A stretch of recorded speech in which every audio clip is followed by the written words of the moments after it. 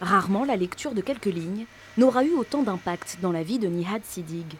Je suis contente par les nouvelles, c'est un soulagement.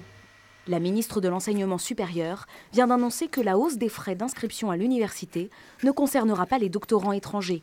Pour cette Soudanaise, en thèse depuis 2 ans au Havre sur les matériaux composites, payer 3 000 € de frais d'inscription au lieu de 300 aurait été inenvisageable. C'est à peu près 3 fois notre salaire, donc c'est un salaire de 3 mois. C'est trop compliqué avec les autres frais qu'on paye. Oui, c'est impossible. Dans ce laboratoire d'études des ondes et des milieux complexes, la moitié des 32 doctorants vient de l'étranger.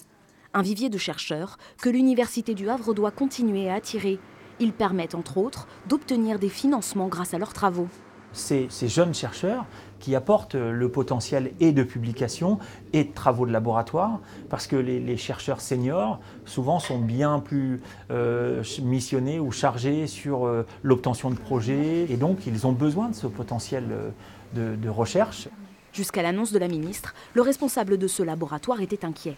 Je suis en train de préparer un papier pour l'ESSEC qui est soumis dans une semaine. Ces doctorants auraient pu privilégier d'autres pays pour effectuer leurs recherches. Et difficile de les remplacer par des thésards français. Ces derniers sont freinés par les faibles revenus proposés dans l'Hexagone et ont peu d'appétence pour les sciences de l'ingénieur. Les nationaux ne sont pas nécessairement attirés par ces domaines, donc il faut aller chercher des gens motivés à l'étranger. Voilà, c'est important. Et dans d'autres secteurs, les nationaux peuvent être attirés, mais ils vont chercher tout de suite là où ils vont gagner un peu plus d'argent. Si la hausse des frais d'inscription épargne désormais les doctorants, elle devrait tout de même s'appliquer au reste des étudiants étrangers. À l'Université du Havre, ils représentent un quart des 8 000 inscrits.